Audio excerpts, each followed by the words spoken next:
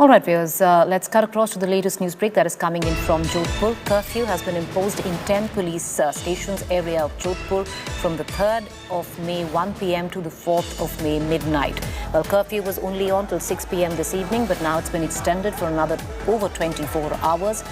Curfew is on now across the city of Jodhpur, where 10 police stations are concerned, and it will carry on till the 4th of May 1 p.m. On the other hand, tension continues to mount in Jodhpur after violent protests broke out between two communities after the fresh clashes on the morning of Eid and Allahu Akbar chants. Angry protesters were seen reciting the Hanuman Chalisa as a counter. A huge mob armed with lathis and sticks recited the Chalisa and raised slogans. This comes after fresh escalation and morning violence after overnight clashes of removal of religious flags on the eve of Eid. In the morning, a violent mob clashed with cops assaulting them, vandalized vehicles and torched bikes. Many cops also sustained injuries in the clashes. The police used force and resorted to lathi charge to disperse the rioters. 3 alleged rioters were arrested by the cops. कल शाम को जोधपुर के Jalori gate पर हुए दो समुदायों के झगड़े के बाद शहर के भीतरी इलाके जो रावतों का बास है, इसमें आप देख सकते हैं इधर एक कम्युनिटी के लोग हैं और पुलिस ने इनको रोक रखा है, और इधर मैं कैमरामैन से कहूँगा कि दूसरी तरफ दूसरी कम्युनिटी के लोग हैं जिनको पुलिस रोक रही है। आपस में पत्थरबाजी भी हो रही है और गाड़ियों की भी तोड़फोड़ की गई है। इस समय गजेंद्र सिंह शेखावत, केंद्रीय जल शक्ति मंत्री, पूर्व महापौर घनश्याम ओझा, राज्यसभा सांसद राजेंद्र गहलोत, ये सब लोग पुलिस से भारी मशक्कत कर रहे हैं, बातचीत करने की कोशिश कर रहे हैं। लेकिन इस समय मैं बताना चाहूँगा कि ये उपद्रवियों ने एक कार को तोड़ा है। इधर दूसरी कम्युनिटी के लोग हैं जो वो नारे लगा रहे हैं, इधर अशोक गहलोत के खिलाफ नारे लग रहे हैं। कुल मिलाकर तनाव है, पुलिस का जाब्ता मौजूद है इस समय और लगातार तनाव चल रहा है। मैं आपको बताऊंगा कि ये दोनों पक्षों में जो समझाइश का भी दौर चल रहा है, लेकिन इस समय तनाव की स्थिति को देखते हुए पुलिस का जाब्ता लगा रखा है। मैं इस समय भीतरी शहर इलाके में हूँ और यहाँ पर नारेबाजी हो रही है। Ashok Sharma. Meanwhile, after the clashes on the night before Eid celebrations, Rajasthan's Jodhpur witnessed violent clashes. After the morning Eid prayers, a mob was seen raising slogans and clashing with cops. The mob pelted stones at the police personnel at Jaluri Gate, compelling the cops to resort to lathi charge. The cops sustained injuries in the violent clashes and many vehicles were also damaged. In a crackdown on rioters, 3 troublemongers were arrested. The chants were countered of Allahu Akbar by Hanuman Chalisa with a rival group. Last night, on the eve of Eid, clashes had started over the removal of a religious flag and installation of another religious flag at the Jaluri Gate intersection. Both the groups were seen resorting to stone pelting and vandalism. The mob also tried to remove loudspeakers from the location. The mob vandalized property in the area. Many also sustained serious injuries in the clashes. Cops reached the spot immediately and used force to control the crowds. Chief Minister Gehlot, who was slammed by the BJP for failing to control rioters, appealed for peace. इन सबको जवाब देना पड़ेगा। मेरे जो चोट लगी है किसी को कोई मतलब नहीं है, सिर्फ इनको इनके भगवे की फिक्र है। क्यों? इनका माई बाप है या भगवा? हेलो हेलो इन सबको जवाब देना पड़ेगा। मेरे जो चोट लगी है किसी को कोई मतलब नहीं है, सिर्फ इनको इनके भगवे की फिक्र है। क्यों? इनका माई बाप है या भगवा? हेलो हेलो यहाँ से जालूरीगढ़ से पत्थर मारते हुए आ रहे थे। यहाँ पे 2 ट्रैफिक पुलिस खड़ी थी, उनको हमने यहाँ पे बचाया। उनको जब मारने के लगे यहाँ पे पत्थर मारते आए तो मैंने कहा ये क्या कर रहे हैं, उनको रोकिए। उन्होंने कोई रोका नहीं, सब पत्थर मारते आते रहे और मेरी गाड़ी के ऊपर भी पत्थर मारा। उसके बाद ऊपर से यहाँ पे इस गली के अंदर से एक लेडी खड़ी थी, उसने क्या हो रहा, उसने ऊपर से मटका फेंका। जब वो इधर से निकल के पास वाली गली के अंदर गए और यहाँ पे पुलिस वालों को मारा उन्होंने। 2 पुलिस वाले ट्रैफिक वाले खड़े थे, उनको मारा। एक सुनील जी बाफना भी थे, उन्होंने और इन्होंने उन दोनों पुलिस वालों को बचाया। जब उन्होंने वापस वहाँ पे टेलीफोन किया कि यहाँ पे पुलिस फोर्स भेजिए, इस तरह से हो रहा है, उसके 3 घंटे के बाद 2 घंटे के बाद यहाँ पे पुलिस आई। उसके पहले कोई नहीं आया और सब पत्थर मारते हुए निकल सके। हमारे यहाँ पे अभी जो सिचुएशन है अंडर कंट्रोल है। हमने सफिशिएंट जाब्ता लगाया हूँ। अभी हम फ्लैग मार्च के लिए भी निकल रहा हूँ। सभी प्रकार से व्यवस्था है। मुझे लगता है हम इसको ये लॉ एंड ऑर्डर स्थिति जो है बनाए रखने के लिए हम इस पे जो भी केस दर्ज होंगे उस पे हम कार्रवाई करेंगे। जो भी अगर कोई गैरकानूनी काम किया है जो जिस पे कानून के खिलाफ है उसके विरुद्ध कानून के तहत कार्रवाई की जाए। मैं यही अपील करूँगा सभी को शांति बनाए रखें। Let's listen in to Ashok Gehlot, the Chief Minister of Rajasthan. Jodhpur में जो तनाव पैदा हुआ है कल देर रात से, वो बहुत ही दुर्भाग्यपूर्ण है। और मैं समझता हूँ कि हमारी राजस्थान की और मारवाड़ की परंपरा रही है, सभी समाज के सभी धर्मों के लोग हमेशा हर त्योहारों के अंदर भी प्रेम से भाईचारे से रहते आए हैं। मैं अपील करना चाहूँगा कि तमाम लोग शांति बनाए रखें और तनाव समाप्त करें, क्योंकि ये तनाव हिंसा का माहौल हित में नहीं है जोधपुर वासियों के भी।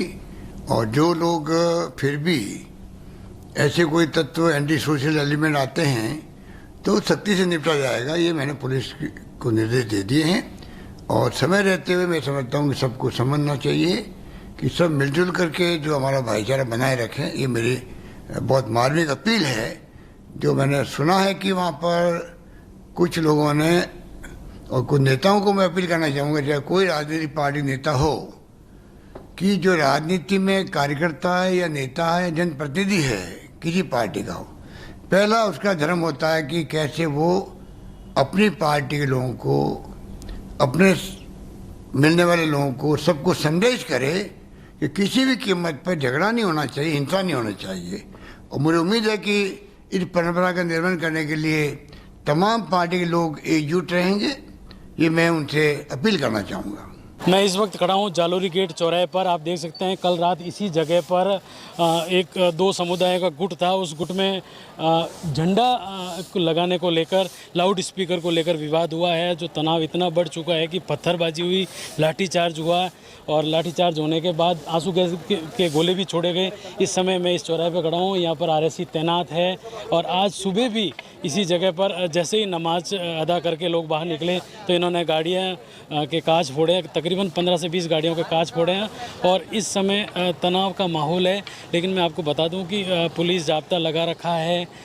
तकरीबन 3 से 4 पुलिस कर्मियों के चोटें भी आई है, लेकिन प्राथमिक उपचार के बाद उन्हें भेज दिया गया है। इस दंगे पर जहां झंडा लगाया गया था, अब उस पर प्रशासन द्वारा तिरंगा झंडा लगा दिया गया है। अब इस समय पुलिस जाब्ता तैयार है, हर जगह तैनात है। शहर में इंटरनेट सेवाएं बंद कर दी गई है। जिस तरीके से कल रात और आज सुबह जो शहर में जिस तरीके से हुड़दंग हुआ है, उसको लेकर तनाव का माहौल है। कमिश्नर, डीसीपी ईस्ट वेस्ट दोनों मौके पर हैं और मोर्चा संभाले हुए हैं। अशोक शर्मा, आज तक, Jodhpur. Meanwhile, there is no end to politics. Politics has broken out after the violent communal clashes in Rajasthan. On the occasion of Eid, BJP has slammed the Gehlot government for the clashes between two communities. They've called it irresponsible. The mayor of Jodhpur has called out on the Congress government, accusing them of fueling communal clashes. The mayor comes from the Bharatiya Janata Party. The Congress netas, while speaking on the communal clashes, have called it a small issue and said that it could have been resolved easily. Meanwhile, Rajasthan Chief Minister Ashok Gehlot has called a high-level meet to take stock of law and order and has appealed to maintain peace in this violent hit area.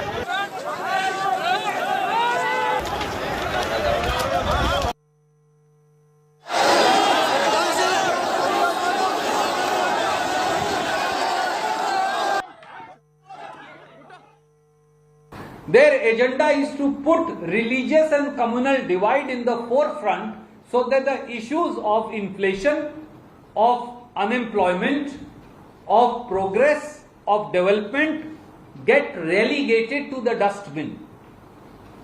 They want that Hindus and Muslims should fight so that nobody asks Modi ji, where are the 15 lakhs in every account that you promised? वहाँ पर इस तरह के जो criminal element हैं, जो criminal element की communalism का झंडा लेकर के और अपने क्राइम को करते हैं, उनको प्रश्रय मिलता है, उनको संरक्षण मिलता है। और उसका नतीजा है कि वो एक के बाद एक इस तरह की घटनाओं को बेशर्मी और बेदर्दी के साथ कर पाते हैं। इसलिए हमारा तो उनको बिना मांगी सलाह यही है कि सेकुलरिज्म जो है वो सियासी वोटों का सौदा नहीं होना चाहिए, बल्कि संवैधानिक संकल्प का मसौदा होना चाहिए। और जब तक आप सेकुलरिज्म को संवैधानिक संकल्प नहीं मानेंगे और सियासी वोटों का सौदा मान के काम करेंगे, तब तक इस तरह की घटनाएं होती रहेंगी और आप मूक दर्शक बने हुए देखते रहेंगे। हिंसा करवानी थी धारा 144 लगाई जहाँ जहाँ रामनवमी के रथ यात्रा निकल रही थी, एक ही समुदाय के ऊपर धारा 144 लगाई जा रही है। दूसरी जगह रोज़े बनाए जा रहे हैं, उसके लिए एक अलग से राजस्थान सरकार विशेष आदेश निकालती है कि बिजली की कटौती कतई नहीं होगी। तो उस समय रामनवमी भी थी, लेकिन सिर्फ एक खास समुदाय के लिए ही कहा गया कि बिजली की कटौती यहाँ पर बिल्कुल नहीं होनी चाहिए। तो ये तुष्टीकरण की राजनीति है। राजस्थान को ये तालिबान बनाने पर आमदा हैं। ये जो घटना की जा रही है लगातार और राजस्थान का माहौल खराब करने का प्रयास किया जा रहा है, उसमें सबसे बड़ी विफलता कांग्रेस सरकार की तुष्टीकरण की नीति। सोची समझी साजिश के तहत ही मैं फिर आरोप लगा रहा हूँ कि तुष्टीकरण की नीति के कारण ही सरकारें न्याय नहीं कर पाती। राजस्थान के मुख्यमंत्री एवं गृह मंत्री के गृह जिले जोधपुर में जिस प्रकार से जालोरी गेट में सांप्रदायिक हिंसा और तनाव फैला और उसको फैलाने दिया गया, इसके पीछे का कारण केवल इंटेलिजेंस फेलियर है या तुष्टीकरण की राजनीति में लीन हुई सरकार का संपूर्ण फेलियर है। ऐसी घटनाएं कब तक चलती रहेगी राजस्थान में, इसका जवाब भी अशोक गहलोत की सरकार को और कांग्रेस पार्टी को देना होगा। अशोक गहलोत जी के कांग्रेस के शासन में कानून व्यवस्था की स्थिति बिगड़ी है और खासतौर पर जो अपीजमेंट की राजनीति इन्होंने शुरू की है, उसी का नतीजा है कि इस तरीके से धर्म के नाम पर या किसी भी समारोह के नाम पर स्वतंत्रता सेनानी की मूर्ति पे झंडा लगाना और परशुराम जी के झंडे उतारना, उसके बाद लगातार जिस तरीके से करौली की घटनाओं के बाद जो घटनाएं सीक्वेंस से हुई, एक तरफ तो सरकार बैन करती है रामनवमी के जुलूस को, 144 इम्पोज करती है 17 जिलों में और लोगों पर 107 और 16 की कार्रवाई करती है, और दूसरी तरफ पीएफआई को परमिशन देती है। तो ये अपीजमेंट के कारण ये हौसला इस तरीके के जो अराजक तत्व उनका बढ़ा है। जोधपुर में स्थिति कंट्रोल में है और जो जिस तरह से दंगा हुआ ये तय कर लेना चाहिए, चाहे हिंदू मुसलमान सिख ईसाई कांग्रेस बीजेपी किसी का कार्यकर्ता हो, किसी जाति धर्म का व्यक्ति हो, दंगा फैलाने का, दंगा भड़काने का, दंगा करने का किसी को हक नहीं है। स्थिति कंट्रोल में, सख्त कार्रवाई करेंगे। पुलिस वहाँ पर मौजूद है और किसी भी कीमत पर किसी भी दंगाई को सख्त से सख्त कार्रवाई की जाएगी। किसी को भी दंगा फैलाने का हक नहीं है। आमने सामने लोग हुए, इसमें कोई दोहराई नहीं है, दंगा भड़का है। और जिन लोगों ने ये कार्रवाई की है, जो जिस तरह से प्लान वे में आज आखाती है, हिंदुओं का बड़ा त्योहार है, ईद भी है, मुसलमानों का बड़ा त्योहार है, सबकी जिम्मेदारी है अमन चैन और भाईचारे से रहने की। देखिए, कहीं भी दंगा नहीं होना चाहिए और दंगे को रोकने के लिए मेरी अपील है वहाँ के जितने भी लोग हैं, इससे कुछ लोगों को तो लाभ हो सकता है, लेकिन दंगे से समाज का, प्रदेश का और देश का बड़ा नुकसान होता है। और हमारे देश की संस्कृति रही, हम मिलके रहते हैं और ईद के दिन ये त्योहार ऐसा है, गले मिलने का है, एक दूसरे के करीब आने का, एक दूसरे से बातचीत का है। इसलिए जो दंगा हुआ है मैं उसकी निंदा करता हूँ। वहाँ पे किसी ने दंगा नहीं भड़काया था। जो पत्रकार थे वहाँ पे वो निकल रहे थे, उस समय रात को भजन संध्या थी। वो अंदर से जब बाहर आए हैं, उससे पहले दोपहर में पुलिस वालों ने उनको कहा है कि यहाँ पे परशुराम जयंती के और वो है जालोरी गेट चौराहे पे आपने भगवे झंडे सजाए हुए हैं। उन्होंने सारे उतारे हैं कि कल नमाज का दिन भी है और ईद की है, इसलिए ये झंडे हटा देते हैं। और वो ये कह रहे हैं कि बीजेपी दंगे भड़का रही थी, उनको शर्म आनी चाहिए। उसके बाद उन्होंने वो झंडे दोपहर में हटा दिए ताकि चौराहे पे जो है वो कोई ऐसी बात नहीं रहे।